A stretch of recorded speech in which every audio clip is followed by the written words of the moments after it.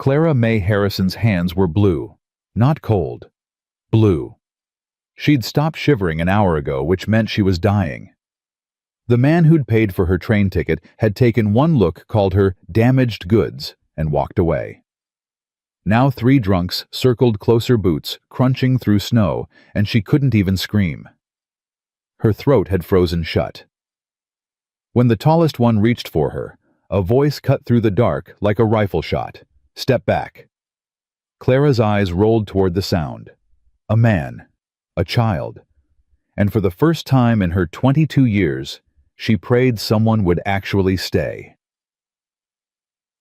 Before we begin, if stories of second chances and frontier courage speak to your heart, hit that subscribe button. Stay with us until the end. You won't believe how this unfolds. And drop a comment telling me what city you're watching from. I want to see how far Clara's story can travel. Wyoming Territory. Winter 1883. The train platform was little more than frozen planks and a tin roof that rattled in the wind. Clara May Harrison sat on a bench with her hands tucked inside her coat sleeves, her breath coming out in short white clouds. The hem of her dress was stiff with ice where she'd fallen earlier trying to step down from the train car. Her satchel sat beside her, small and pathetic. Everything she owned fit inside it. She'd been sitting there for 2 hours. The man who was supposed to meet her, a Mr. Jack Morrison, rancher, widower, Presbyterian, had sent a letter 6 weeks ago. The letter had been polite, professional. It said he needed a wife to help with the house and provide companionship.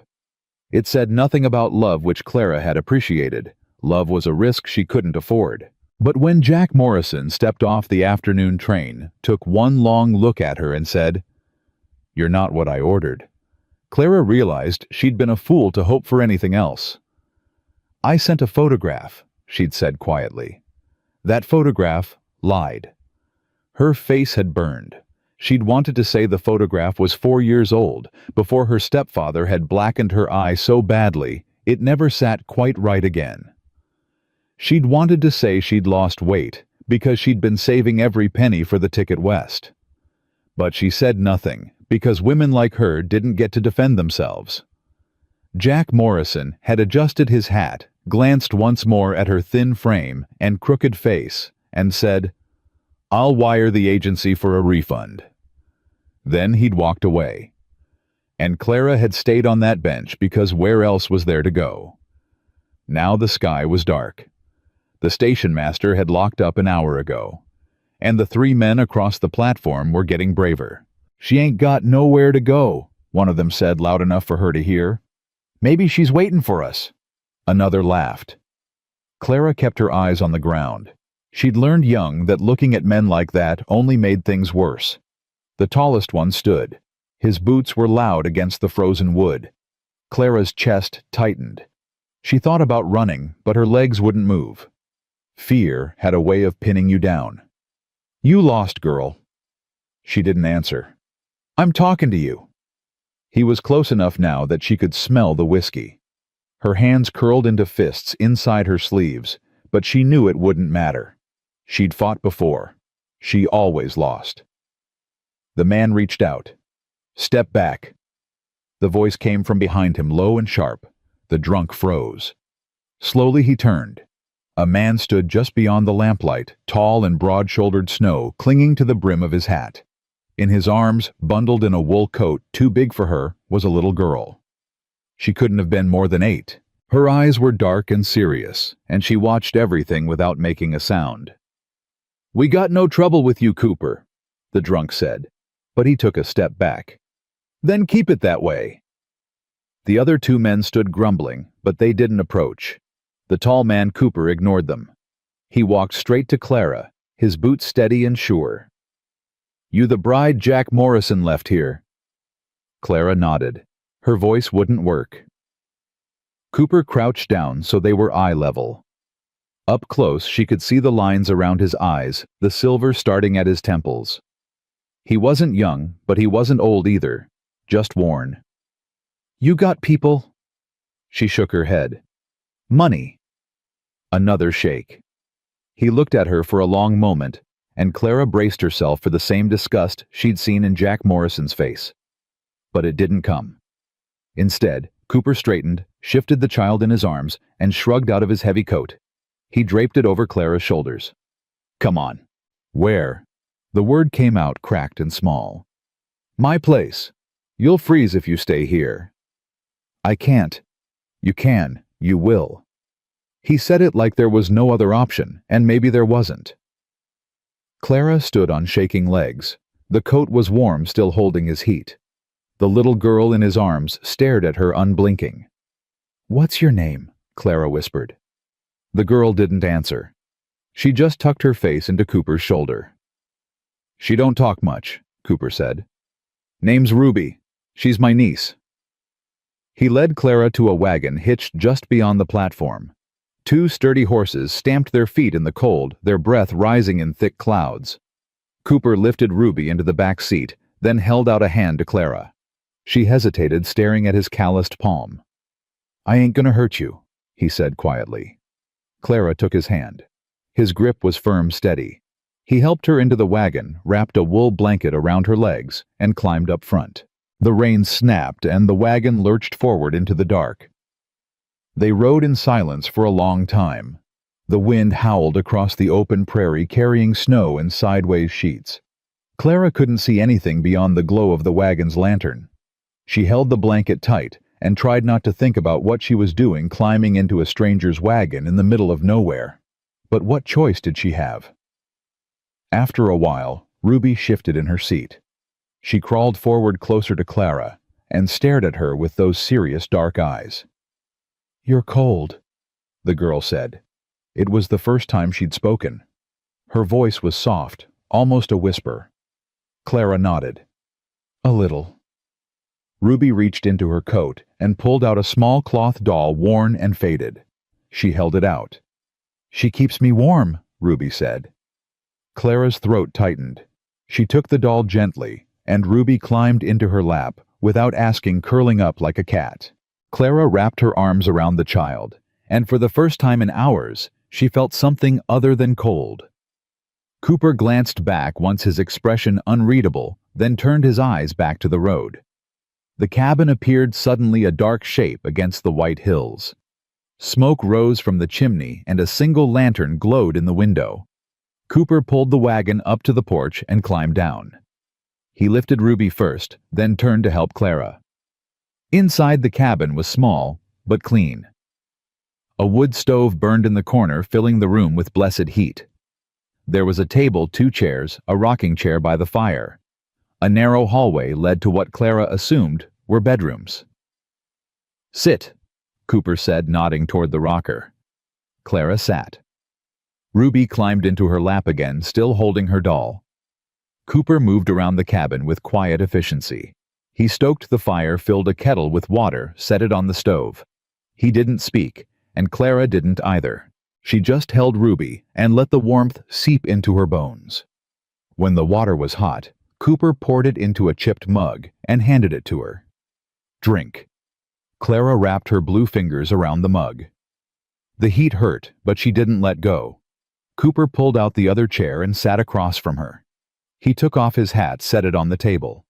His hair was dark blonde, longer than was fashionable. He studied her the way a man studies a horse he's thinking of buying. "What's your name?" "Clara. Clara May Harrison." "Where you from?" "Pennsylvania. Coal country." "Family." Clara hesitated. "My mother remarried. Her husband didn't want me around." That was the polite version. The truth was uglier. Cooper nodded slowly. "Jack Morrison's a fool." Clara blinked. "What?" "He was looking for a showpiece. Someone to trot out at church socials. You ain't that." "No," Clara said quietly. "I'm not." "Good. Showpieces don't last out here." He leaned back in his chair. "I got a proposition." Clara's stomach tightened. She knew what men meant when they said that. Cooper must have seen it in her face, because he held up a hand. "Not that. I need help with the house and with Ruby. I'll pay you a fair wage, give you room and board. You stay through the winter, and come spring, I'll stake you enough to get wherever you want to go. No strings." Clara stared at him. "Why?" "Because you need help and I need help. Seems fair?" "You don't know me." "I know you got nowhere else to go. I know you're scared, but you ain't stupid because you didn't run off into the snow. And I know Ruby likes you, which is more than I can say for most folks." He glanced at the child who had fallen asleep in Clara's lap.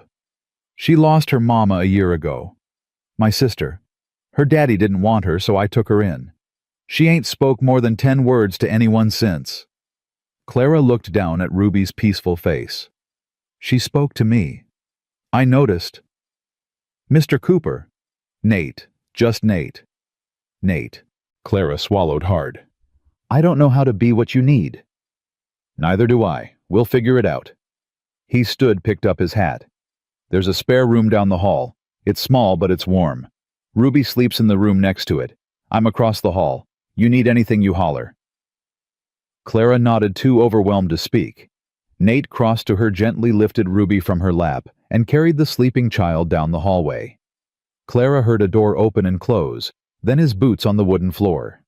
He reappeared a moment later. "Get some sleep," he said. "We'll talk more in the morning." He disappeared into his own room and shut the door. Clara sat alone by the fire for a long time, holding the empty mug. She didn't cry.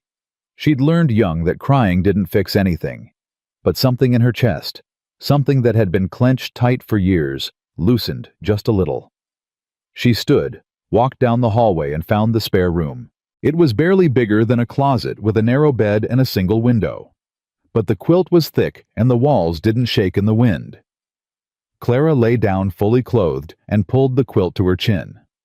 Through the thin walls, she could hear Nate moving around in his room, the creak of floorboards, the rustle of fabric. Then silence. She closed her eyes.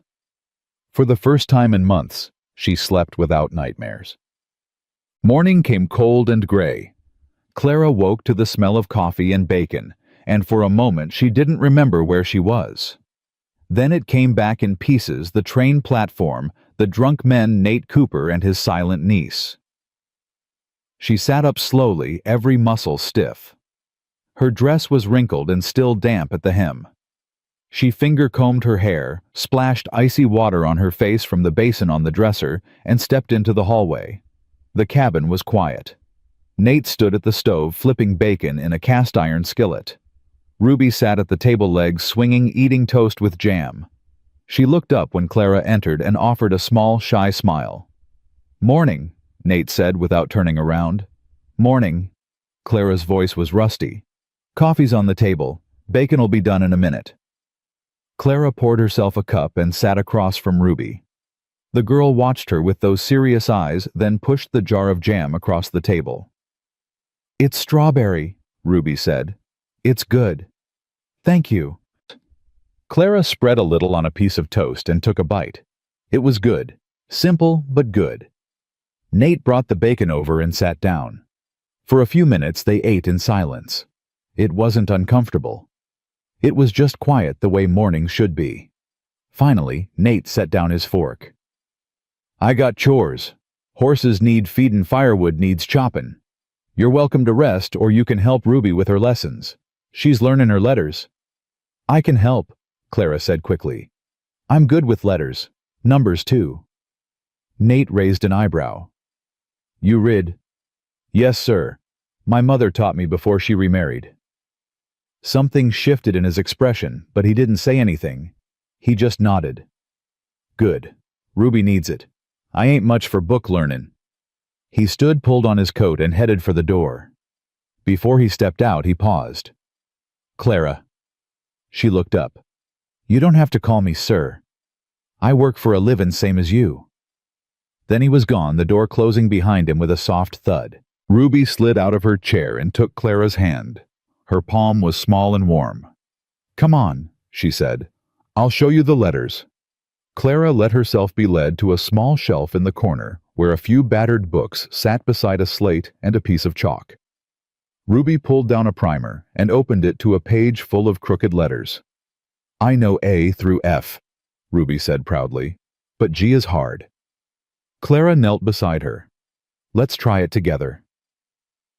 They spent the morning on the floor by the fire, Ruby tracing letters on the slate, while Clara sounded out words. The child was bright quicker than she let on. She just needed patience, encouragement. At noon, Nate came back inside dusting snow off his shoulders. He paused when he saw them. Ruby's head bent close to Clara's, both of them laughing over a badly drawn cat. She drew a dog. Ruby giggled. That's a cat, Clara insisted. It's got a long nose. Cats have noses. Nate's mouth twitched almost a smile. Lunch ready. Clara stood quickly. I can make something. You don't have to.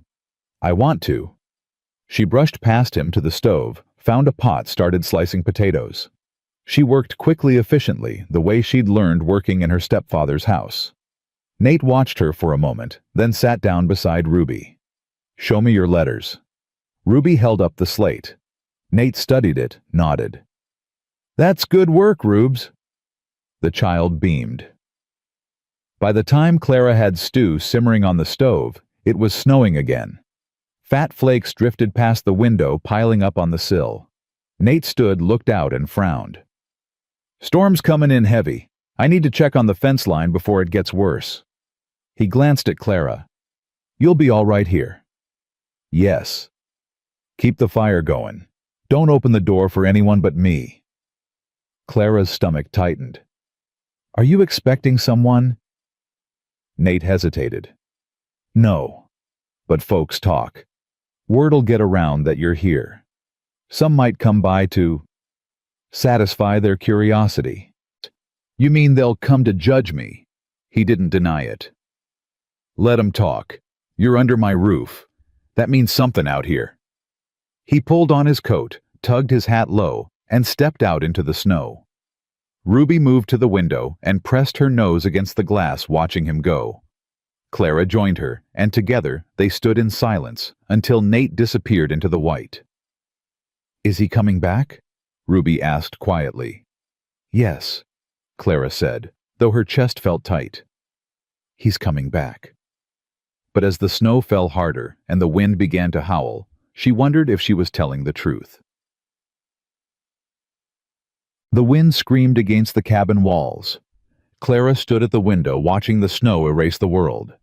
Nate had been gone for 2 hours, maybe 3. She'd lost track. Ruby tugged on her sleeve. Is Papa Nate okay? Clara forced a smile. He knows these hills. He'll be fine. But her hands were shaking when she stirred the stew. Another hour passed. The fire needed more wood. Clara bundled Ruby in a quilt and told her to stay put, then stepped out onto the porch. The cold hit her like a fist. The woodpile was only 10 feet away, but the snow was already knee-deep. She waded through it, grabbed an armful of logs, and turned back. That's when she saw him. A figure stumbling through the white, hunched against the wind. Clara's heart lurched. She dropped the wood and ran her boots, sinking with every step. Nate! He looked up. His face was gray, his lips blue. Blood darkened his left sleeve. Clara grabbed his arm and pulled it over her shoulders. He was heavy, all muscle and bone, but she dragged him forward. 1 step. 2. The porch stairs seemed impossible, but she got him up, got him inside, slammed the door against the wind. Ruby screamed. It's okay, Clara gasped. He's okay. But he wasn't. Nate collapsed onto the chair, breathing hard. His coat was torn at the shoulder, and when Clara peeled it back, she saw the gash. Deep, ragged, barbed wire maybe. Ruby, get me clean rags, the white ones in the chest. The child ran. Clara's hands moved fast, unbuttoning Nate's shirt, pulling it away from the wound. He hissed in pain. Sorry, she whispered. I've had worse. His voice was rough but steady. Ruby came back with the rags. Clara folded one, pressed it hard against the wound. Blood soaked through immediately. She pressed harder. You need a doctor. Can't get one in this storm. Then I'll do it. Nate's eyes met hers. You know how? I watched my grandmother stitch up my uncle after a mine collapse. I was 12. Clara's jaw tightened. I can do it. She sent Ruby for the sewing kit for whiskey for more rags. The child moved like a shadow, quick and silent. Clara boiled water, threaded a needle with steady hands, even though her heart was hammering. "This is gonna hurt," she said. Nate nodded. He took a long pull from the whiskey bottle, then gripped the edge of the table. Clara poured whiskey over the wound. Nate's whole body went rigid, but he didn't make a sound. She threaded the needle through his skin, pulled it tight. 1 stitch, 2, 3. Her hands didn't shake. She couldn't afford to let them. Ruby stood in the corner, clutching her doll, watching everything. "Talk to me," Nate said through gritted teeth. Clara blinked. "About what?" "Anything. Just talk." So she did. She told him about Pennsylvania, about the mines that ate men alive, about her grandmother, who knew every herb that grew in the hills. She told him about the first time she'd sewn up a wound, how her hands had shaken so bad she'd had to start over twice. "They don't shake now," Nate said. "No." Clara tied off the last stitch. "They don't." She wrapped the wound in clean cloth, tied it tight. Nate sagged back in the chair, his face pale, but his eyes clear. "Thank you." Clara nodded. She couldn't speak. The fear was catching up to her now, making her chest tight. Ruby crept forward and climbed into Nate's lap, careful of his shoulder. She pressed her face against his chest. "You scared me," she whispered. "I'm sorry, Rubes."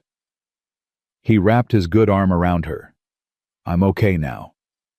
Clara turned away, busied herself cleaning up the blood. Her hands were shaking now that it was over. She heard Nate's voice behind her, low and gentle, talking to Ruby. Heard the child's soft responses. When she turned back, Ruby was asleep in his arms. "I'll take her to bed," Clara said quietly. Nate nodded. He stood slowly wincing and followed Clara down the hall. She pulled back Ruby's quilt, and Nate laid the child down gently. Ruby didn't wake. Clara tucked the blanket around her, smoothed her hair. In the hallway, Nate leaned against the wall. He was breathing harder than he should be. "You need to rest," Clara said. "I need to check the horses first." "The horses are fine. You're not." "Clara, sit down before you fall down." He stared at her for a moment, then laughed. It was a short, surprised sound. "Yes, ma'am." She helped him to his room, helped him out of his boots. He sat on the edge of the bed, and Clara knelt to check the bandage. Blood had seeped through, but not much. "It'll hold," she said. "But you need to keep still tonight." "I will." He caught her wrist gently. "You did good today." Clara looked up. His face was close, his eyes tired but warm. Something flickered in her chest, unfamiliar and terrifying. She pulled away. "Get some sleep." She closed his door and leaned against it, breathing hard. Her hands were shaking again. She pressed them flat against her thighs until they stopped. The storm raged all night. Clara didn't sleep. She kept the fire going, checked on Ruby twice, stood outside Nate's door 3 times without knocking. At dawn, the wind finally died. Clara made coffee, started breakfast. When Nate appeared in the doorway, dressed and moving carefully, she wanted to yell at him for being up. But she just poured him a cup and set it on the table. "How's the shoulder?" "Sore. But I'll live thanks to you." Ruby stumbled out of her room, rubbing her eyes. She saw Nate and ran to him, wrapping her arms around his waist. He winced, but didn't push her away. "I'm okay, Rubes. Promise."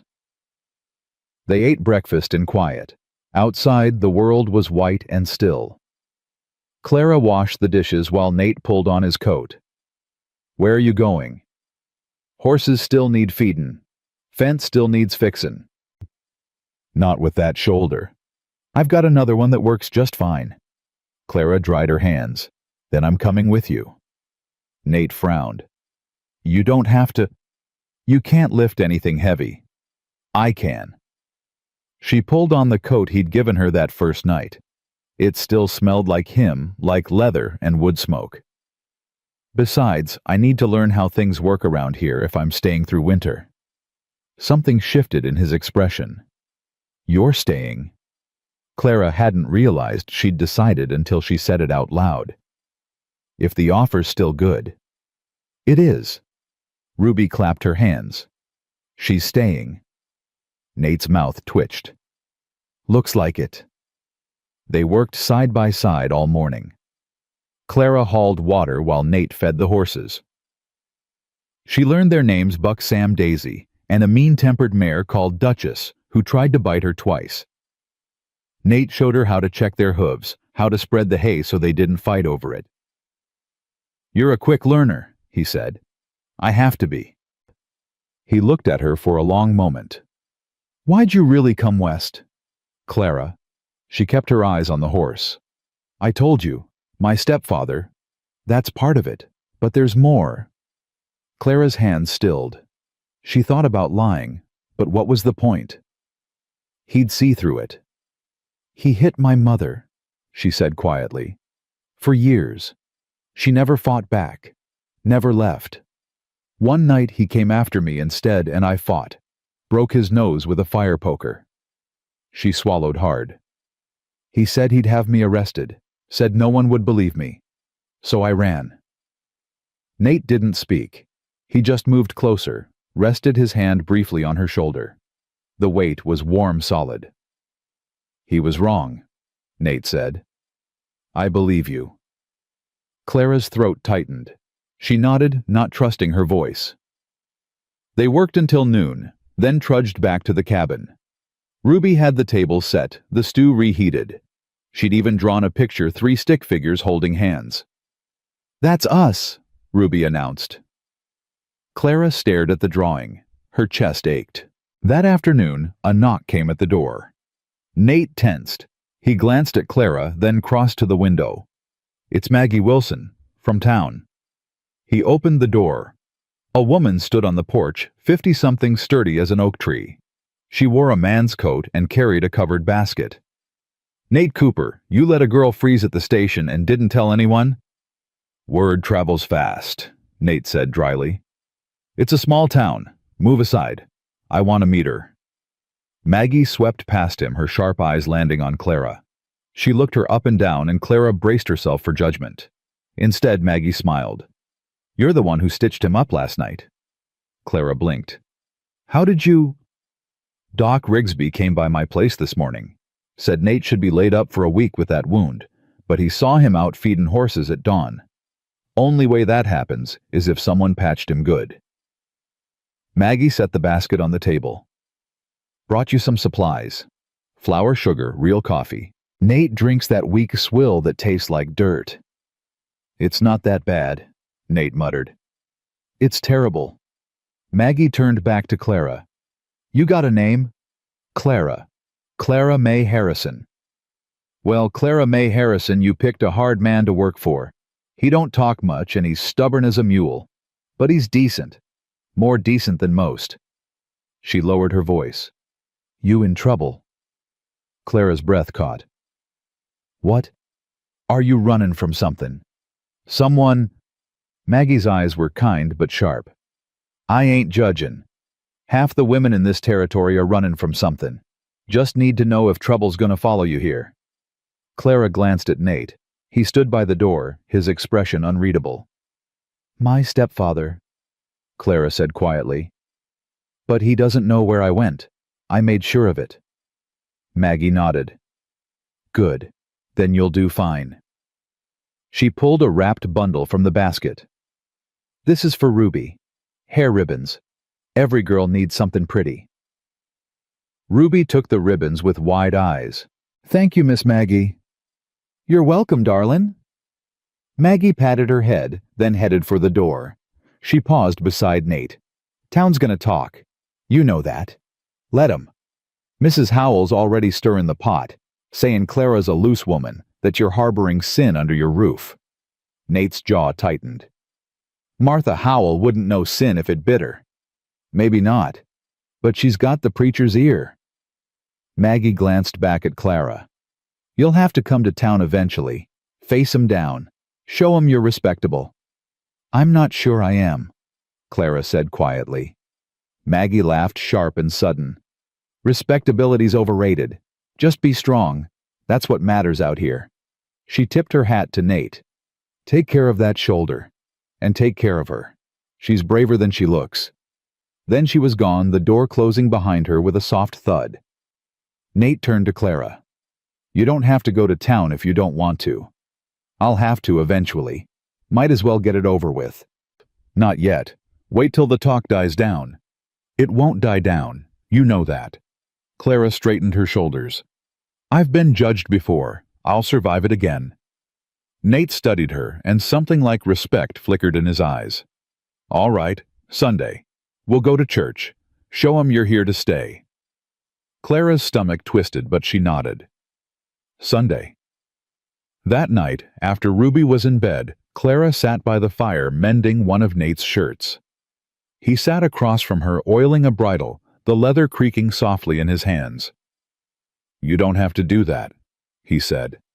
I know. Clara bit off the thread, tied it. But it needed doing. He was quiet for a while. Then, my wife died 3 years ago. Childbirth. The baby didn't make it either. Clara's hands stilled. I'm sorry. Her name was Sarah. She was kind, patient, everything I'm not. He set the bridle aside. Ruby's my sister's girl. Emma died of fever last winter. Ruby's father didn't want her, said she reminded him too much of his dead wife. So I took her. You didn't have to. Yeah, I did. Nate looked at her. She's blood. That matters. Clara thought of her own mother, who'd chosen a violent man over her daughter. Not always. No, Nate agreed. Not always. They sat in silence, the fire crackling between them. Clara felt something shifting, some wall crumbling. She didn't know if that was good or dangerous. Why'd you really bring me here? She asked quietly. You could have sent me to Maggie's boarding house. Could have given me money for a train ticket east. Nate leaned forward, elbows on his knees. Because Ruby looked at you and smiled. She ain't smiled at anyone since her mama died. And because... He stopped, shook his head. Because what? Because you were dying on that bench and I couldn't walk away. His voice was rough. I tried. Got halfway down the street and turned around. Couldn't do it. Clara's chest tightened. You don't know me. I know enough. He stood, picked up the bridle. Get some sleep. Sunday's going to be harder than you think. He disappeared into his room, and Clara sat alone by the fire, holding his mended shirt. Her hands were trembling again, but not from fear this time. From something far more dangerous. Sunday came cold and bright. Clara wore the only dress she had that wasn't torn, a plain gray thing that hung loose on her thin frame. Ruby helped her pin up her hair, chattering about church and singing, and the cookies Mrs. Patterson always brought. Nate hitched the wagon, his movements slow and careful. His shoulder was healing, but it still pained him. Clara wanted to tell him to stay home, but she knew he wouldn't. The ride to town was quiet. Ruby sat between them, swinging her legs, humming some tuneless song. Clara's stomach twisted tighter with every mile. Silver Creek was small, just one main street, lined with wooden buildings. The church sat at the far end, white paint peeling steeple stark against the blue sky. Wagons and horses crowded the yard. People stood in clusters, talking, laughing. The laughter stopped when Nate pulled up.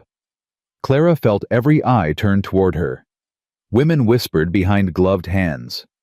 Men stared openly.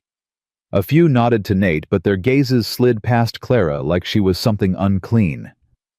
Nate climbed down, lifted Ruby, then held out his hand to Clara. She took it, her fingers ice cold. He didn't let go as they walked toward the church. Ruby held Clara's other hand. A woman stepped forward, blocking their path. She was tall, gray-haired, dressed in black silk that was too fine for a frontier town. Mrs. Howell. Had to be. Nathaniel Cooper. Her voice was sharp. I'm surprised to see you here. Ma'am. Nate tipped his hat, his tone polite but flat. Mrs. Howell's eyes cut to Clara. And this must be the woman causing such talk. Clara lifted her chin. Clara May Harrison. I know who you are. A mail-order bride abandoned at the station, living under Mr. Cooper's roof with no chaperone, no marriage, no... She's my employee. Nate said, his voice hard. Nothing more. That's not what people are saying. Then people need to mind their own business. Mrs. Howell's face flushed. This is a Christian community. We have standards. And Clara meets 'em. Nate took a step forward, still holding Clara's hand. She works hard. She's kind to Ruby. She saved my life 2 nights ago when I would have bled out in that storm. If that ain't Christian, I don't know what is. The crowd had gone silent. Everyone was listening now. Mrs. Howell opened her mouth, then closed it. She stepped aside. Nate led Clara into the church. Heads turned. Whispers hissed like snakes.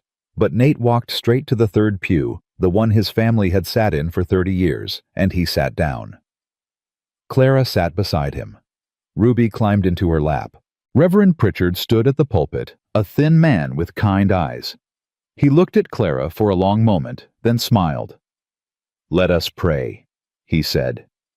The service was endless. Clara didn't hear a word of it. She felt every stare, every whisper. Her hands were clenched so tight in her lap that her nails bit into her palms. When it was finally over, Nate stood and offered his hand again. Clara took it, and they walked out together. Ruby skipped ahead, her new ribbons fluttering. Outside, people parted like a river around a stone. No one spoke to them. No one except Maggie Wilson, who clapped Clara on the shoulder and said, "Well done, girl." And Reverend Pritchard, who shook Clara's hand and said, "Welcome to Silver Creek, Miss Harrison. I hope you'll stay." "Thank you," Clara whispered. On the ride home, Ruby fell asleep against Clara's side. Nate drove in silence. Finally, Clara spoke. "That was worse than I thought it would be. It'll get better." "Will it?" Nate glanced at her. "Yeah, it will. Because you're stronger than they are, and because I'm not letting anyone run you off." Clara's throat tightened. "Why does it matter to you?" "Because Ruby needs you, and because..." He looked away, jaw tight.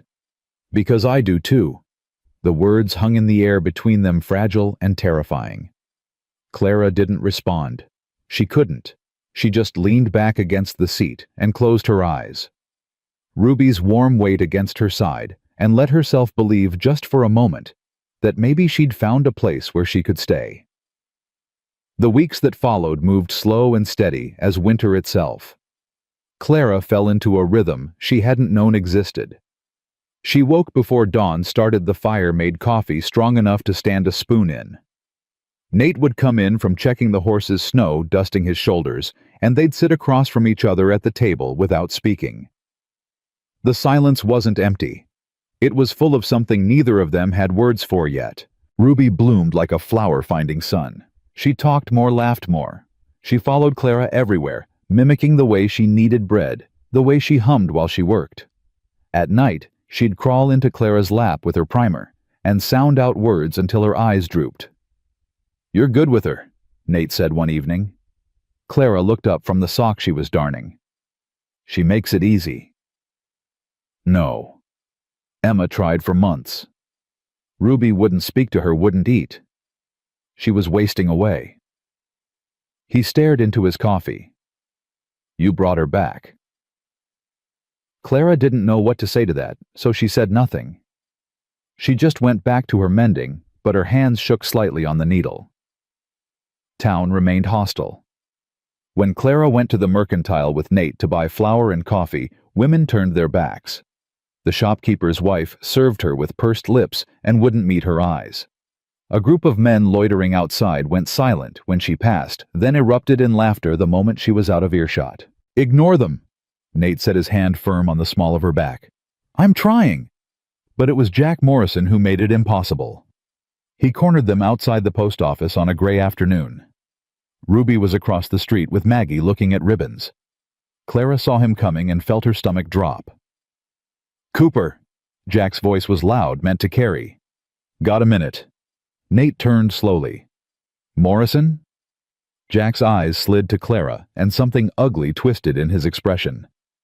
"I hear you're keeping house for him now. Convenient." "Watch your mouth," Nate said, his voice dropping low. "I paid good money for a bride. Agency won't refund me, says the contract's fulfilled since she made it here alive." Jack stepped closer. "I'm thinking maybe I got a legal claim. I paid for her. She's mine." Clara's blood went cold. "I'm not property." "You signed a contract that you broke when you walked away." Clara's voice shook, but she didn't back down. "You called me damaged goods and left me to freeze. Any claim you had died on that platform." Jack's face flushed red. "You little—" Nate moved between them so fast Clara didn't see it coming. He didn't touch Jack, just stood there, broad and immovable. "She's under my protection," Nate said quietly. "You come near her again, we're gonna have a problem. You're harboring another man's—" "I'm protecting a woman you abandoned. There's a difference." Jack's jaw worked. For a moment, Clara thought he might swing. But Nate didn't move, didn't blink, and finally Jack stepped back.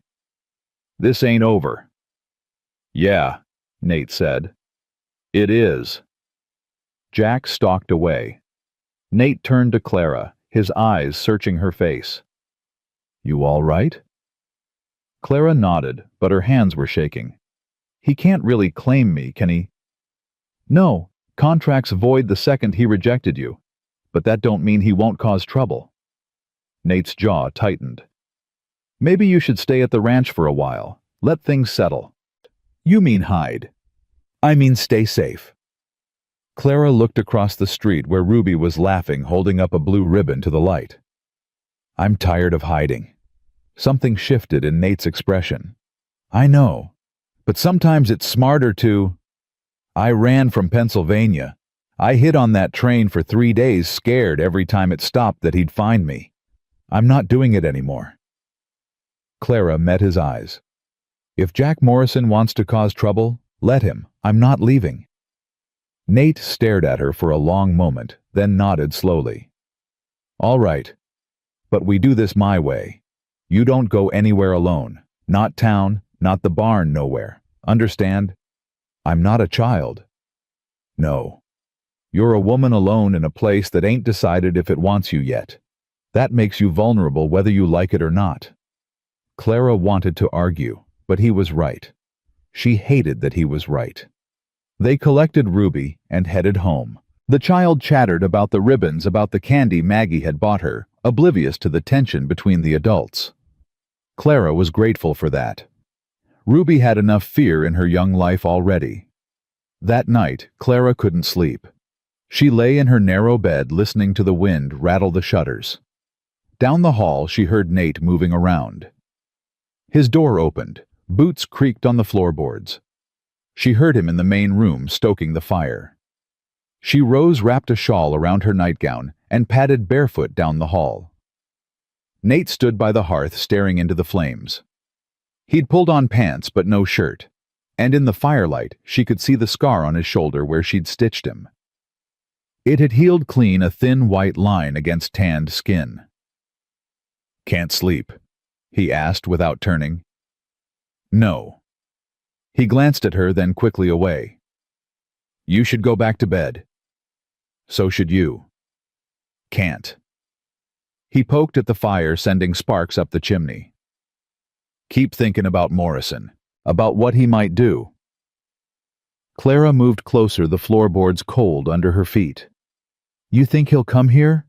"I think he's the kind of man who don't like losing, even when he threw away what he lost."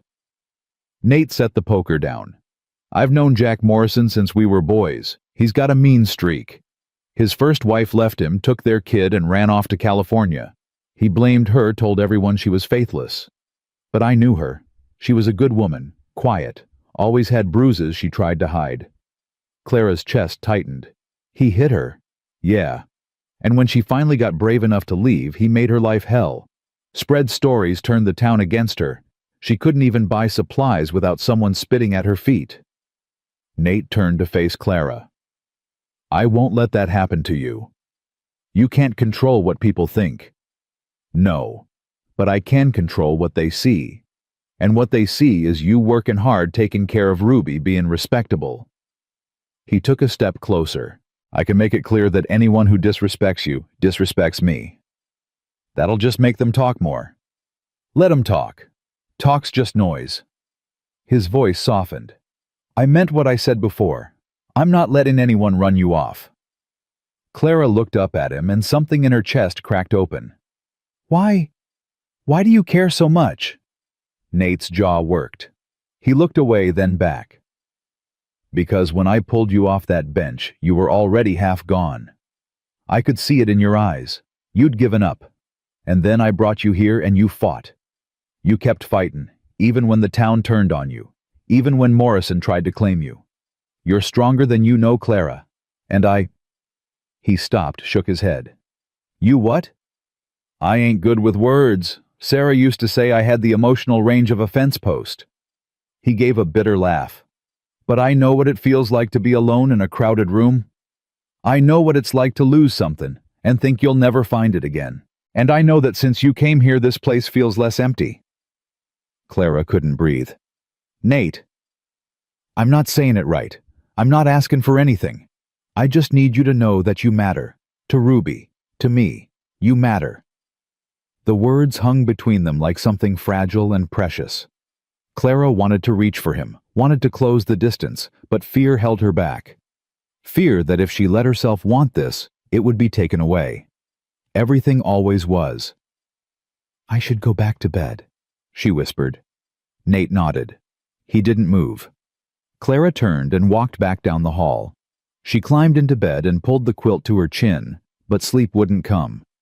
She lay in the dark listening to Nate move around the main room and wondered what it would be like to not be afraid anymore. 3 days later, trouble came. Clara was in the barn feeding the chickens when she heard horses. Multiple horses coming fast. She dropped the feed bucket and ran to the barn door. 6 men rode into the yard, Jack Morrison at the lead. Nate stepped out of the cabin rifle in hand.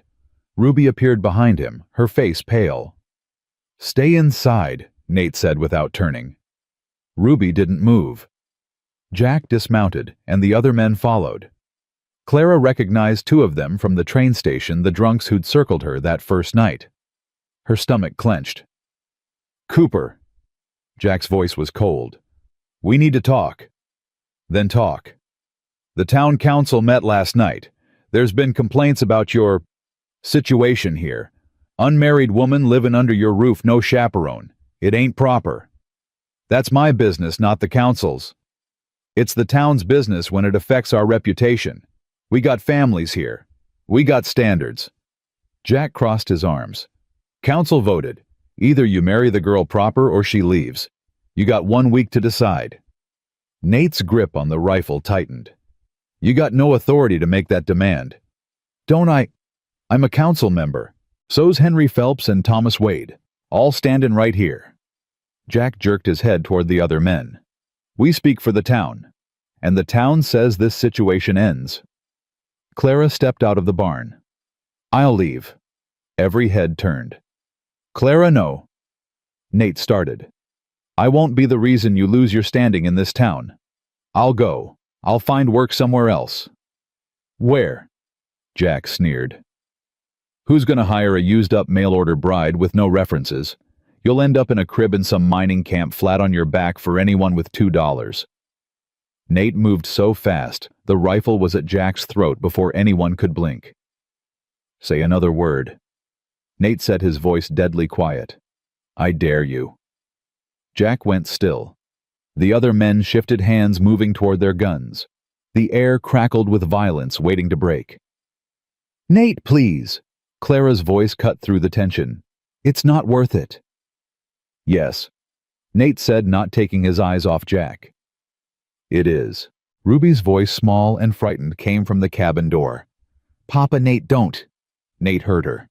Clara saw it in the way his shoulders tensed, the way his jaw clenched. Slowly he lowered the rifle. Jack stumbled back, his face red. "You're crazy, Cooper." "Maybe, but I'm also a dead shot, and you're standing on my property making threats. That gives me the right to defend what's mine." "She ain't yours." "Isn't she?" Nate glanced at Clara, something fierce and protective burning in his eyes. "She's lived here for 6 weeks. She's cared for my niece, kept my house, saved my life. Far as I'm concerned, that makes her more mine than she ever was yours."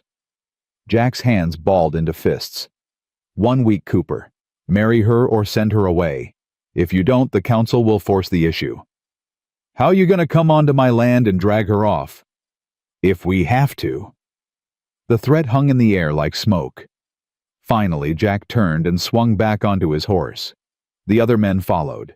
They rode out without another word, but Clara could feel their eyes on her, cold and judging. When they were gone, Nate turned to her. "You ain't leavin'."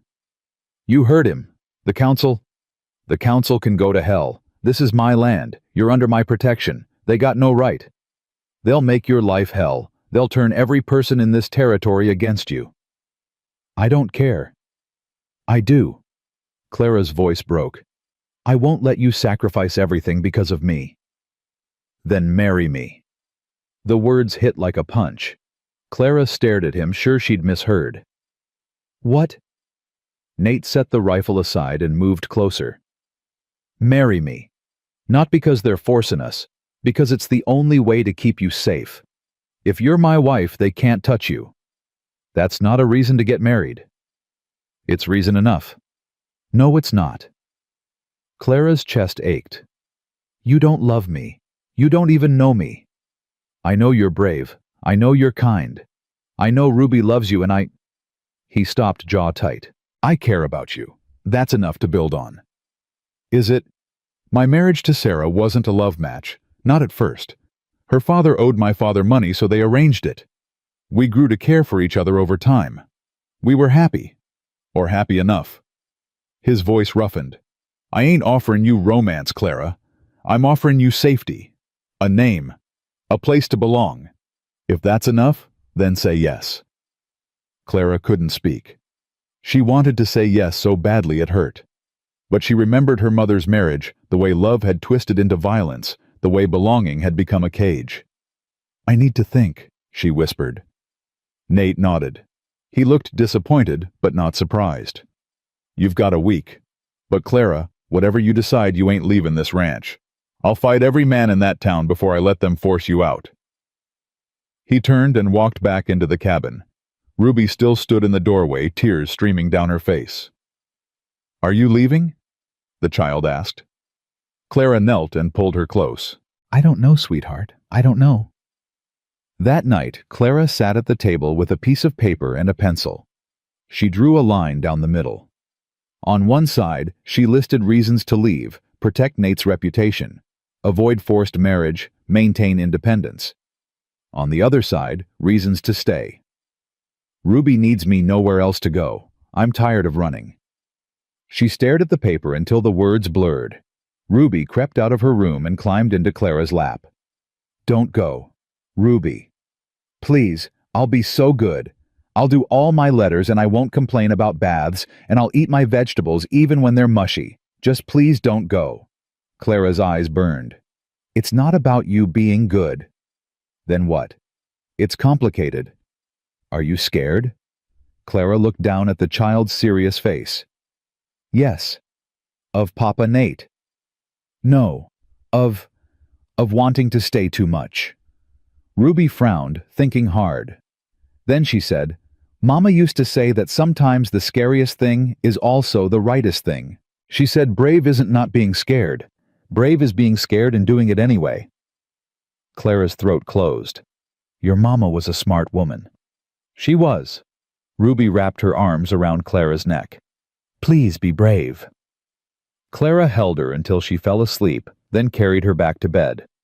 When she returned to the table, she picked up the paper and tore it in half.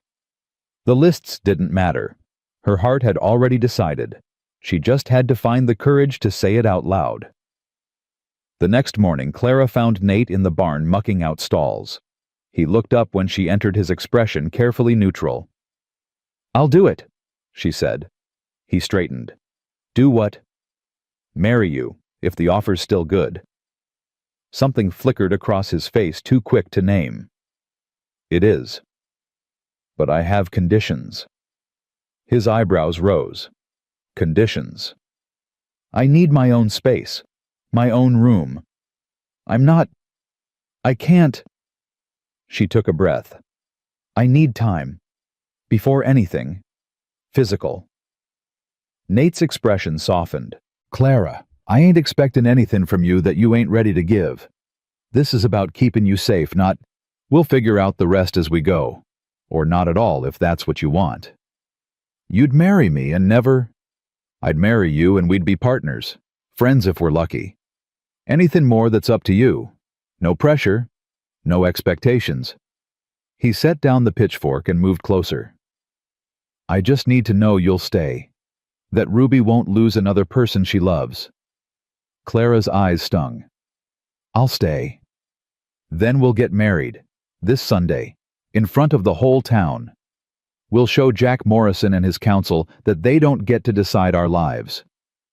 What about what you want? What if you meet someone you actually love? I did love someone. She died. And I've made peace with that." Nate's voice was steady. "I ain't looking for another great love, Clara. I'm just looking for someone to stand beside me and help me raise that little girl. You do that better than anyone I've ever met. That's enough for me. Is it enough for you?" Clara thought about her mother, about the women in her old town who'd married for love and ended up broken. She thought about Maggie Wilson, who'd told her that respectability was overrated, but survival was everything. She thought about Ruby, who'd begged her to be brave. "Yes," she said. "It's enough." Nate held out his hand. Clara took it. His grip was warm, steady, and for the first time in her life, she thought maybe a promise didn't have to end in pain. "I'll ride into town today," Nate said. "Talk to Reverend Pritchard. We'll do it simple. Just us, and Ruby, and whoever wants to show up. The whole town will show up. They won't want to miss the spectacle. Then we'll give 'em one." His mouth quirked in something almost like a smile. "You ready for that?" Clara squared her shoulders. "I've survived worse." "Yeah," Nate said quietly. "You have." Sunday came too fast. Clara wore the gray dress, again washed and mended. Maggie had brought her a posy of dried wildflowers tied with ribbon. Ruby wore her best pinafore and clutched her doll like a lifeline. The church was packed, every pew filled. Clara walked down the aisle on Nate's arm, feeling every eye, every whisper. Jack Morrison sat in the back, his face like stone. Mrs. Howell sat up front, her expression pinched and sour. Reverend Pritchard stood at the altar, his kind eyes steady on Clara. "Dearly beloved," he began. Clara didn't hear most of it. Her heart hammered too loud. But she heard Nate say, "I do," in that steady, certain voice. She heard herself say it back, her voice barely a whisper. "You may kiss the bride." Nate looked at her, a question in his eyes. Clara nodded. He leaned in and pressed his lips to hers, brief and chaste. It was her first kiss. It didn't feel like the poem said it would. It just felt safe. When they turned to face the congregation, Ruby threw her arms around both of them. "You're married," she said, her voice full of wonder. "You're really married." "We are," Clara said. "Does that mean you're my mama now?" Clara looked at Nate. He nodded. "Yes," Clara whispered. "If you want me to be." "I do." Ruby squeezed tighter. "I do, I do, I do." And there in that crowded church with half the town watching and judging, Clara felt something she hadn't felt in years. She felt like she belonged. The reception was held in the church hall, a drafty room that smelled of pine and old coffee.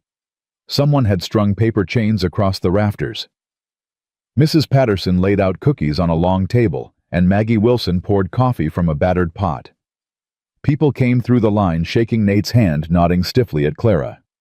Some offered genuine congratulations. Most just stared. Jack Morrison didn't come through the line at all. He stood in the corner with his arms crossed, watching. Clara felt his eyes on her like a hand around her throat. "Ignore him." Nate murmured, his hand warm on her lower back. "I'm trying." Ruby darted between the adults, showing off her mama to anyone who'd listen. "This is my mama now. We're a real family."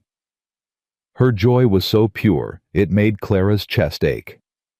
Mrs. Howell approached with her daughter in tow, a pale girl named Catherine, who couldn't have been more than 19. "Mrs. Cooper." She said the title sharp on her tongue. "I suppose congratulations are in order."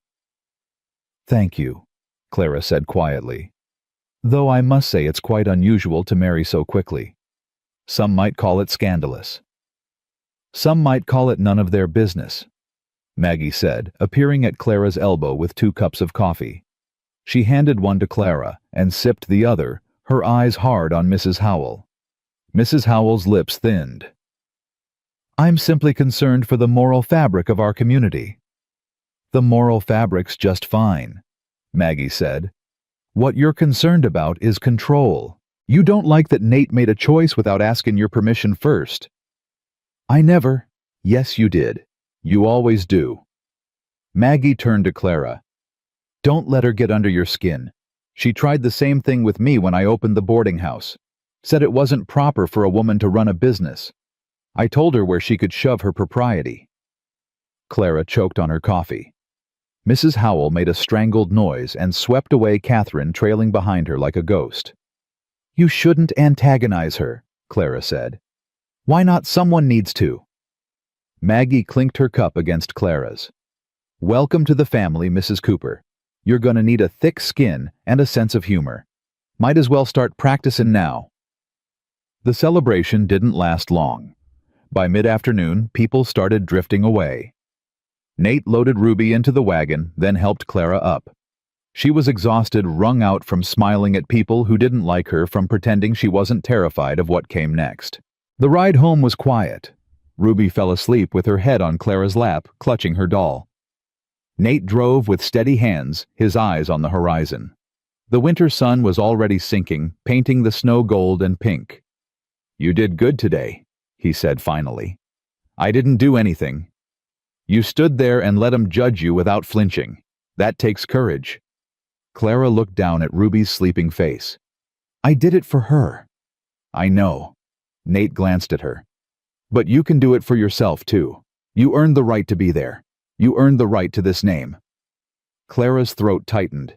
She didn't feel like she'd earned anything. She felt like a fraud wearing borrowed clothes, playing house in someone else's life. When they got home, Nate carried Ruby to bed while Clara started supper. Her hands moved automatically, slicing potatoes, stirring beans. She heard Nate's boots in the hallway, heard him moving around in his room. The cabin felt different now, smaller, like the walls were pressing in. "Clara." Nate stood in the doorway to the main room. He'd changed out of his good shirt into his work clothes. "We should talk."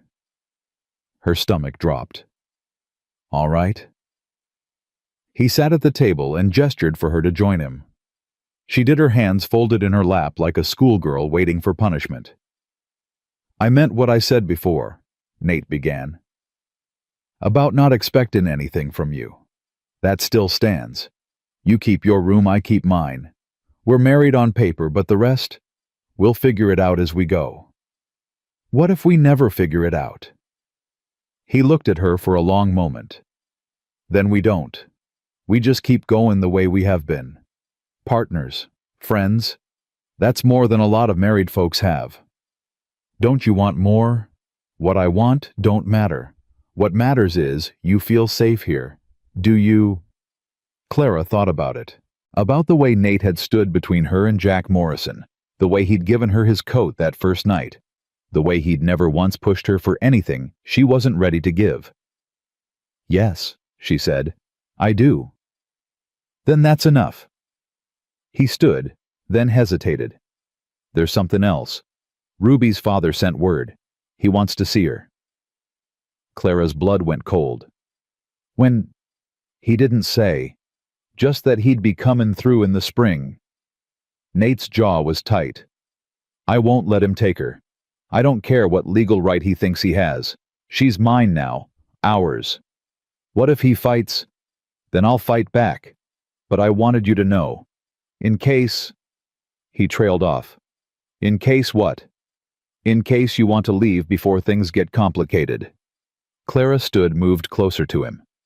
I'm not leaving. I promised Ruby. I promised you. I keep my promises.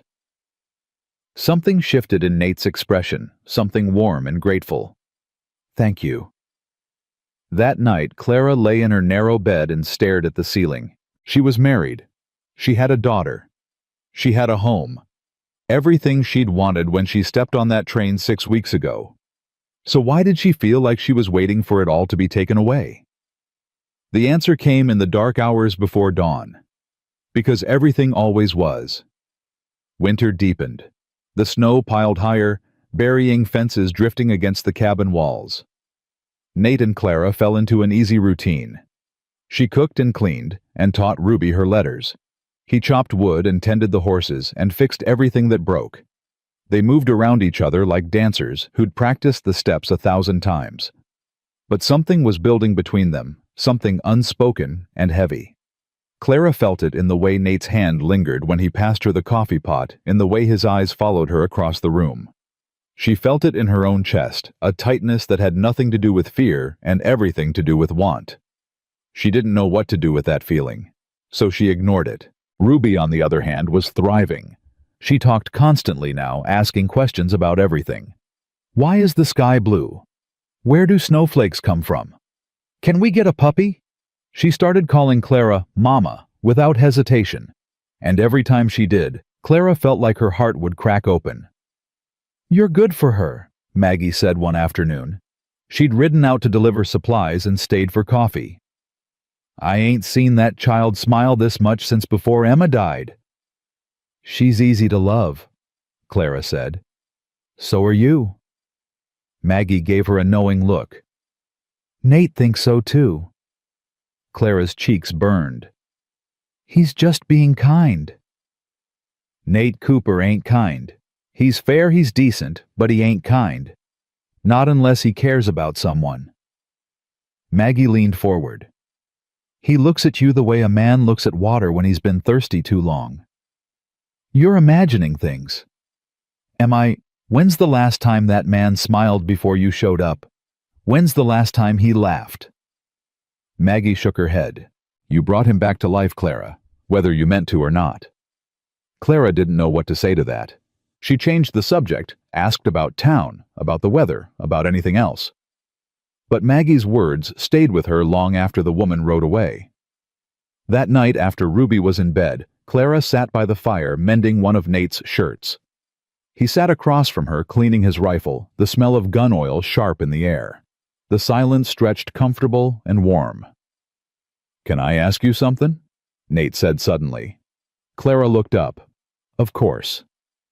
Why'd you really leave Pennsylvania? Not the easy version, the truth. Clara's hands stilled on the fabric. She'd known this question would come eventually. She just hadn't expected it tonight. My stepfather was a drunk, she said quietly. Mean, when he was sober, worse when he wasn't. He'd hit my mother for years. I tried to stop him once when I was 16. He broke my arm. She swallowed hard. After that, I learned to stay out of his way, until the night he came after me instead. Nate's jaw tightened, but he didn't interrupt. I was sleeping. He came into my room and... Clara stopped, her throat closing. I fought him off, grabbed the fire poker and hit him hard enough to break his nose. He said he'd have me arrested for assault. Said no one would believe me, that everyone knew I was trouble. So I took the money I'd been saving and I ran. How old were you? 20, 2 years ago. Nate set down the rifle. Where'd you go? Philadelphia first. Worked in a factory for a year. Then I saw an advertisement for mail-order brides. It seemed like a way out. A way to start over where no one knew me. She laughed bitterly. Turns out running don't solve anything. You just end up alone in a different place. You ain't alone anymore. Clara looked at him. His eyes were steady, sincere. No, I'm not. Did he ever come after you? I don't know. I never went back to find out. Clara folded the shirt carefully. I used to have nightmares about it, about him finding me, dragging me back. If he shows up here, he'll have to go through me first. The words were simple matter of fact, but they hit Clara like a punch. No one had ever offered to stand between her and her nightmares before. Thank you, she whispered. Nate nodded and went back to cleaning his rifle. But something had shifted between them, some wall had come down. Clara felt it in the air, warm and electric.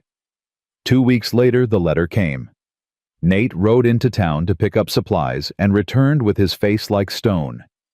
He handed Clara an envelope, official-looking, with a lawyer's return address. What is this? Read it. Clara's hands shook as she unfolded the paper. The words blurred, then sharpened. Thomas Hartley, Ruby's father, was filing for custody. He claimed Nate was unfit, that an unmarried man couldn't properly care for a young girl. The hearing was set for early March. But you're married now, Clara said. Letters dated 3 weeks ago, before the wedding. Nate took off his hat, ran a hand through his hair. He probably thought that would be enough to get her back. Now he'll argue the marriage was a sham, that we only did it to keep Ruby. Which is true. Doesn't matter. We're married legal. We got a preacher and witnesses. That counts for something. Clara reread the letter. It says he remarried. To a woman named Helen. They have a proper home in Cheyenne, a stable income. He's saying Ruby deserves a real family. She has a real family. Us. Nate's voice was hard. I'm not giving her up, Clara. I'll fight this with everything I got. Even if you lose, I won't lose. But Clara heard the fear underneath the certainty. She'd heard that same fear in her own voice 2 years ago, when she'd told herself her stepfather would never find her. That night, Clara couldn't sleep. She paced her small room until she couldn't stand it anymore, then crept into the main room. Nate sat by the fire, staring into the flames. He looked up when she entered. Can't sleep either. She shook her head. I keep thinking about Ruby. About what happens if we lose. We won't. But if we do, we won't. Nate's voice was fierce. That man abandoned her. Left her to grieve alone because he couldn't stand to look at her. Now he wants her back, because his new wife needs a built-in maid. Not happening. Clara sat beside him. What if the judge doesn't see it that way? Then we'll run. Take Ruby and disappear. Go to California or Oregon or Mexico. Somewhere he can't find us. You'd give up everything, the ranch, your life here. For her. Yeah, I would. He looked at Clara. Would you? Clara thought about it. About the cabin that had become home, about the town that was slowly, grudgingly accepting her. About the man sitting beside her, who'd become more than just her husband on paper. Yes, she said. I would. Nate reached out and took her hand. It was the first time he'd touched her like this, deliberately, intimately. His palm was warm, calloused, steady. We'll figure it out, he said. Together. Clara nodded. She didn't pull her hand away. They sat like that until dawn, watching the fire burn down to embers, holding on to each other like lifelines. The next few weeks were tense.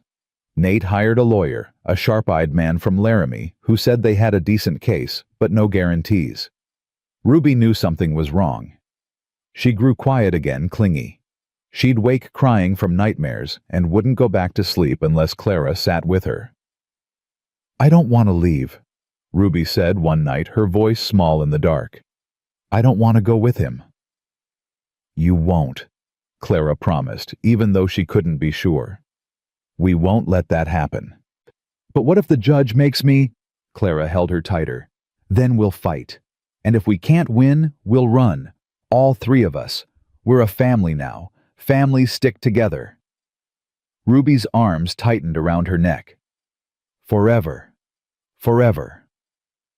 The hearing was set for the first week of March.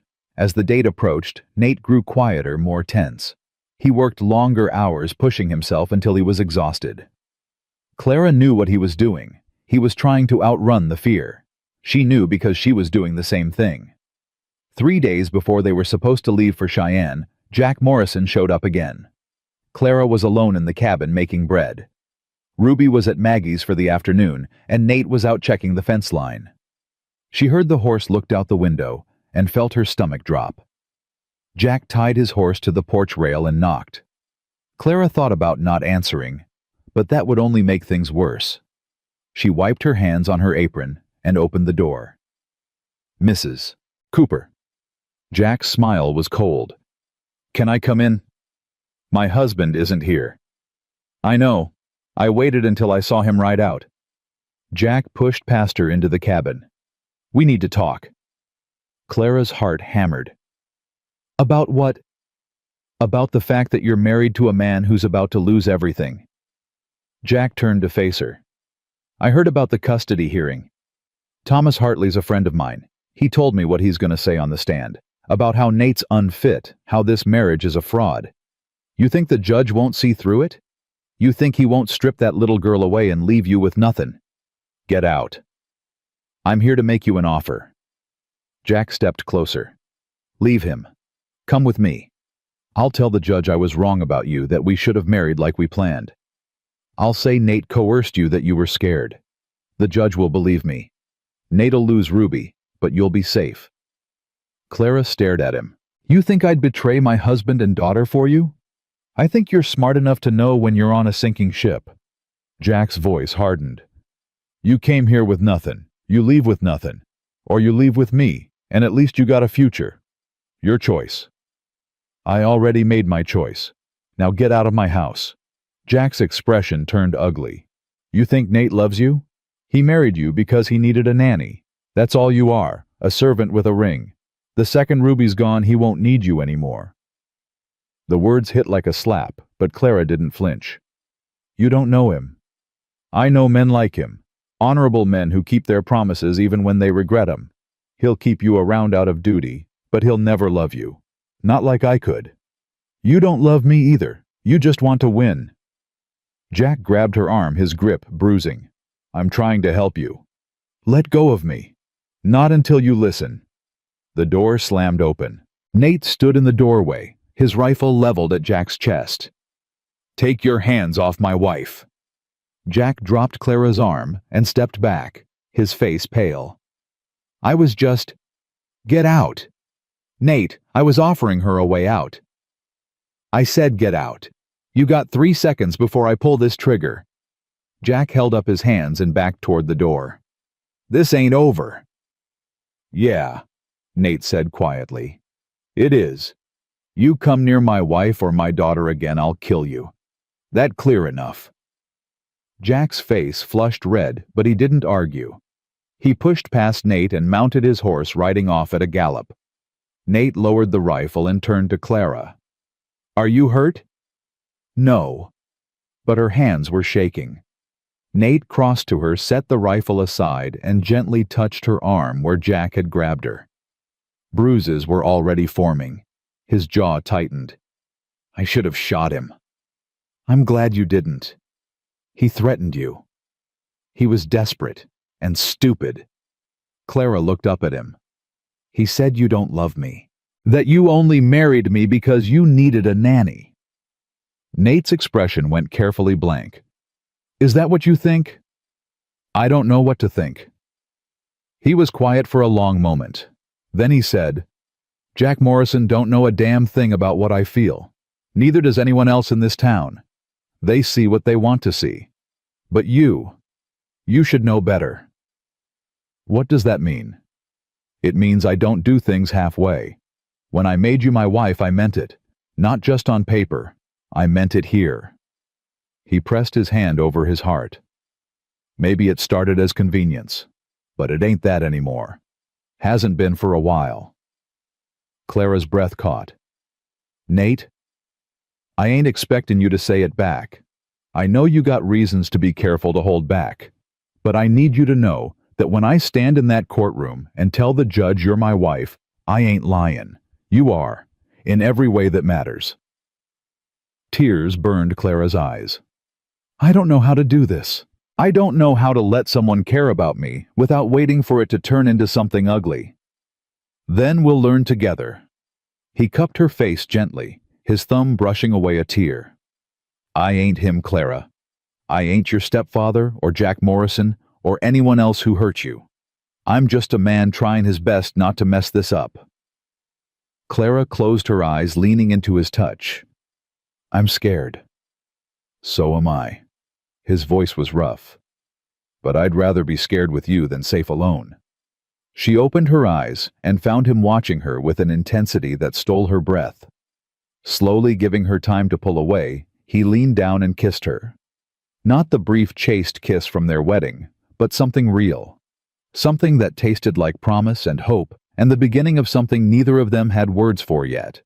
When he pulled back, Clara was trembling. Not from fear, from something else entirely. "We're gonna be okay," Nate said. "All three of us. I promise you that." Clara wanted to believe him. And for the first time in her life, she thought maybe she could. The courthouse in Cheyenne was a brick building that smelled like old paper and fear. Clara sat on a wooden bench outside the courtroom, her hands folded tight in her lap. Ruby sat beside her, small and silent, clutching her doll. Nate stood by the window, his jaw set, his eyes fixed on something outside that Clara couldn't see. Their lawyer, Mr. Brennan, paced the hallway, his boots clicking against the floor. "Remember what I told you. Answer the questions directly. Don't volunteer information. And whatever you do, don't lose your temper." Nate nodded without turning around. The door opened and a clerk appeared. "The judge is ready." Clara's stomach dropped. She stood, her legs shaky. Ruby grabbed her hand, holding tight. "It's gonna be okay, Mama," Ruby whispered. Clara wished she believed it. The courtroom was smaller than she'd expected. Judge Morrison, no relation to Jack, sat behind a high desk, his face weathered and stern. Thomas Hartley sat at the plaintiff's table with his lawyer, a polished man in an expensive suit. Beside Thomas sat a woman Clara assumed was Helen, his new wife. She was pretty young, with nervous hands that twisted a handkerchief. Nate, Clara, and Mr. Brennan took their seats at the defense table. Ruby sat between them, her doll pressed to her chest. Judge Morrison banged his gavel. "Let's begin. Mr. Hartley, you're petitioning for custody of your daughter, Ruby Louise Hartley. State your case." Thomas's lawyer stood. "Your Honor, my client is Ruby's biological father. He has remarried and established a stable home in Cheyenne. He's seeking to reclaim his daughter from an arrangement that was never meant to be permanent. Mr. Cooper was granted temporary guardianship, is that correct?" "Yes, Your Honor. Temporary. After the death of Mr. Hartley's first wife, he was grieving and felt unable to care for a young child. He made the difficult decision to leave Ruby with her uncle. But that was never intended to be forever." The judge looked at Thomas. "Is that accurate, Mr. Hartley?" Thomas stood. He was a thin man with pale eyes and a weak chin. "Yes, sir. I was devastated after Emma died. I couldn't think straight. I thought Ruby would be better off with Nate for a while. But now I'm remarried, I've got a good job at the railroad, and I want my daughter back." "Why the change of heart?" Thomas glanced at Helen. "My wife and I, we want a family. Ruby deserves to grow up with two parents who can provide for her properly. And you don't believe Mr. Cooper can provide for her?" "Not like we can. He's a bachelor living alone on an isolated ranch." Thomas's lawyer cleared his throat, and Thomas corrected himself. "Well, he was a bachelor until recently. He married some woman he barely knew just to keep Ruby. That ain't a real marriage. That's desperation." Nate's hand clenched on the table. Clara touched his arm gently, a silent reminder to stay calm. Judge Morrison turned to Mr. Brennan. "Your response." Mr. Brennan stood. "Your Honor, Mr. Cooper has cared for Ruby for over a year. He's provided her with a stable home, an education, and most importantly, love. Ruby has thrived under his care. As for his marriage, it's legal and legitimate. The timing may have been prompted by this custody battle, but that doesn't make it any less real. Let's hear from Mr. Cooper himself. The judge looked at Nate. Why should Ruby remain in your custody? Nate stood slowly. Clara could see the tension in his shoulders, the way his hands hung stiff at his sides. Because she's mine, Nate said quietly. Not by blood, but by choice. When Thomas left her with me, she was broken. She wouldn't talk, wouldn't eat, wouldn't sleep. She had nightmares every night. And I stayed up with her. I held her when she cried. I taught her it was okay to be sad, that grief don't make you weak. It took months before she smiled again, before she felt safe enough to be a child. And you believe you can continue to provide that stability. I know I can. With my wife's help, Ruby's doing better than she ever has. She's reading, she's laughing, she's happy. You take her away from that, you'll break her all over again. The judge made a note. I'd like to speak with Ruby. Clara's chest tightened. Ruby's hand gripped hers harder. Ruby, can you come up here, please? Ruby looked at Clara with terrified eyes. Clara nodded, trying to look brave, even though her heart was breaking. Ruby stood and walked to the judge's desk, her doll dragging on the floor. Judge Morrison's expression softened. Hello, Ruby. Do you know why you're here today? Ruby nodded. Your father wants you to come live with him and his new wife. Do you understand that? Another nod. How do you feel about that? Ruby was quiet for a long moment. Then she said, I don't want to go. Thomas stood up. Ruby, honey, I'm your father. Sit down, Mr. Hartley, the judge said sharply. He turned back to Ruby. Why don't you want to go? Because he left me. Ruby's voice was small but steady. When Mama died, he said I reminded him too much of her. He said he couldn't look at me, so he gave me to Uncle Nate, and he never came back. He's come back now. Only because his new wife wants a daughter. I heard him tell his lawyer that. He said Helen wanted to play house, and Ruby was convenient. Ruby's eyes filled with tears. I'm not convenient. I'm a person. Clara pressed her hand to her mouth to keep from sobbing. Judge Morrison leaned forward. Who takes care of you now, Ruby? Uncle Nate and Mama Clara. Your mama passed away, sweetheart. Not that mama, my new mama. She married Uncle Nate, and now she's mine. Ruby turned and pointed at Clara. She reads to me and teaches me letters and braids my hair. She stayed up all night when I was sick. She sings me songs when I have bad dreams. She's my mama now. The judge looked at Clara for a long moment. Mrs. Cooper, would you come forward, please? Clara stood on shaking legs and moved to stand beside Ruby. The child immediately grabbed her hand. How long have you known Ruby? 3 months, Your Honor. And you married Mr. Cooper when? 6 weeks ago. That's not much time to build a family. No, sir, it's not. Clara's voice was steadier than she felt. But time doesn't always matter. Love does. And I love this child like she came from my own body. I'd do anything to protect her, including standing here and fighting for her when her own father couldn't be bothered until it was convenient. That's a strong accusation. It's the truth. Thomas Hartley abandoned his daughter when she needed him most. Now he wants her back because it looks good, because his new wife needs a project. But Ruby's not a project. She's a little girl who's been hurt enough. She deserves to stay where she's loved, where she's safe. Judge Morrison studied Clara's face, then Ruby's, then looked across the courtroom at Thomas and Helen. The room was silent except for the scratch of the clerk's pen. I'd like to take a short recess, the judge said finally. I'll render my decision in 30 minutes. The gavel came down like a gunshot. They waited in the hallway. Ruby sat in Clara's lap, trembling.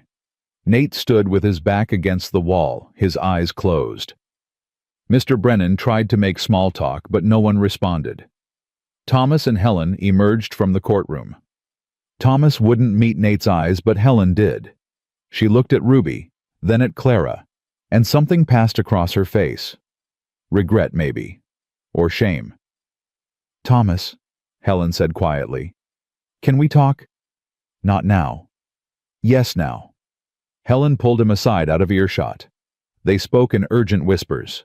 Thomas's face got red, his hands gesturing sharply. Helen just shook her head over and over. Finally, Thomas stormed back into the courtroom. Helen stayed in the hallway. She approached Clara slowly. "I'm sorry," Helen said. Clara blinked. "What?" "I didn't know. About why he left her. He told me his brother-in-law took her because Thomas worked long hours. He said it was temporary, that you were taking advantage." Helen's voice cracked. "I pushed him to get her back because I wanted to be a mother. But not like this. Not by ripping her away from people who actually love her." "Then why are you here?" "Because I'm a fool who believed the wrong man."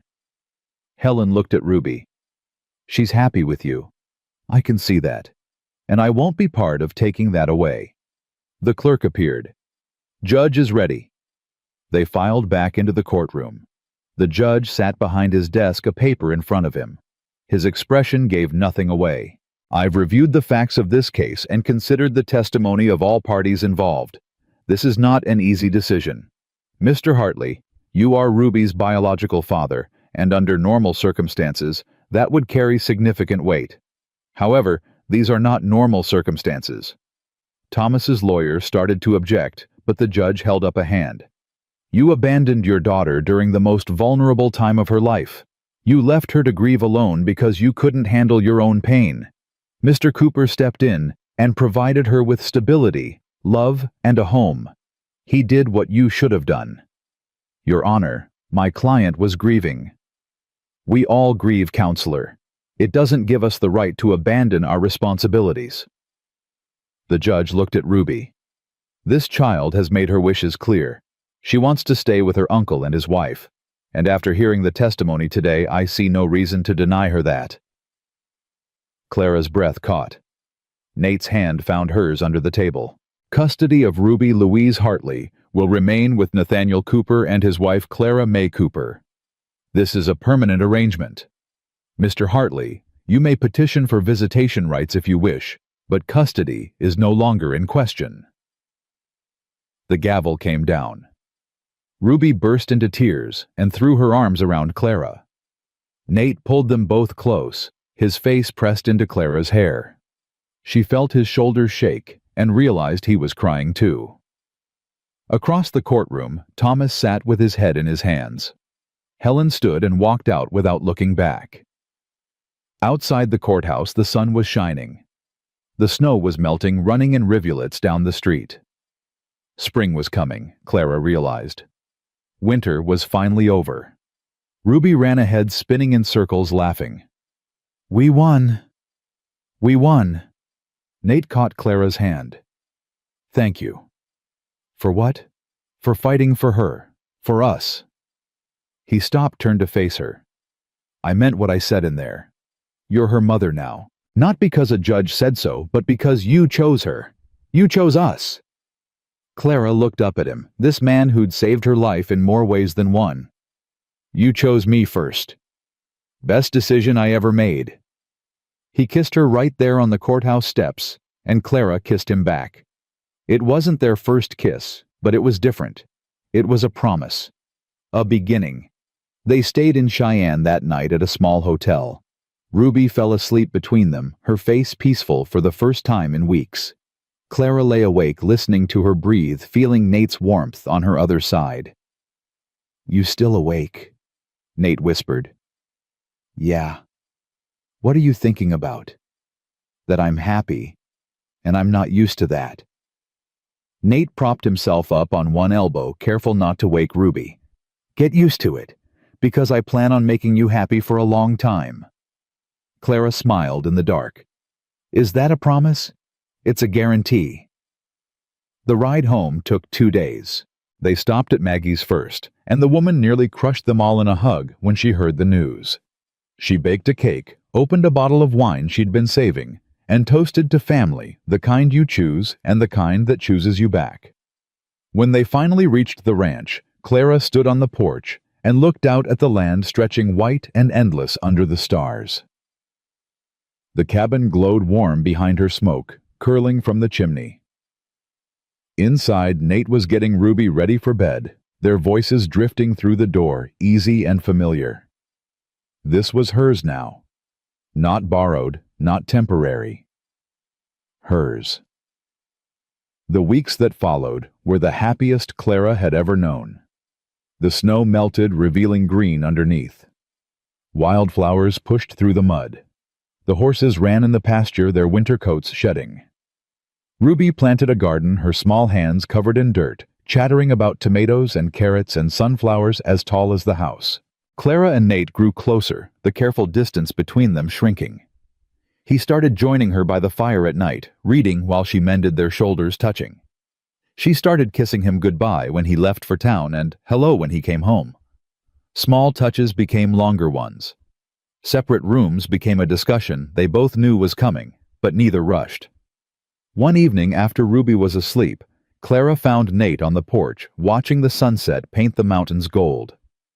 "Can I join you?" "Always." She sat beside him, and he pulled her close, his arm around her shoulders. They sat in comfortable silence for a while, listening to the wind in the grass, the distant call of a meadowlark. "I need to tell you something," Clara said finally. Nate looked down at her. "What's wrong?" "Nothing's wrong. Everything's right. That's what scares me." She took a breath. "I'm not used to things being right. I keep waiting for it to fall apart." "It won't." "How do you know?" "Because we won't let it." He cupped her face gently. "Clara, I can't promise you that life won't be hard sometimes. I can't promise we won't fight or struggle or face things that scare us. But I can promise you that I'll be here. Every day, every night, for as long as you'll have me. I'll be here." Clara's eyes burned. "I love you." The words came out without permission, raw and true. Nate went still. "Say that again." "I love you." Clara laughed through tears. "I didn't mean to. I tried not to. But I do. I love you." Nate kissed her deep and fierce and full of everything he couldn't say. When he pulled back, his voice was rough. "I love you too. Have for weeks. Maybe since the day you stitched me up and told me to stop being stubborn. Maybe before that." "Why didn't you say anything?" "Because I was waiting for you. I knew you needed time to trust this. To trust me. I would have waited forever if that's what it took." Clara kissed him again, and this time she didn't hold back. She poured everything into it, all the fear and hope and love she'd been too scared to name. When they finally broke apart, breathless, Nate rested his forehead against hers. "Come to bed with me," he said quietly. "Not because you have to, because you want to." Clara's heart hammered. "I want to." He stood and held out his hand. She took it, and he led her inside, down the hallway, past Ruby's room, where the child slept peacefully, to his room. Their room now. The door closed softly behind them, and for the first time in her life, Clara wasn't afraid of what came next. Morning came soft and warm. Clara woke wrapped in Nate's arms, his heartbeat steady under her ear. She felt different, lighter, like something that had been locked tight inside her had finally opened. "Morning," Nate murmured, his voice rough with sleep. "Morning." He kissed the top of her head. "You okay?" "Better than okay." They lay there until they heard Ruby stirring, then rose and dressed, grinning at each other like children with a secret. At breakfast, Ruby looked between them and smiled. "You're different today."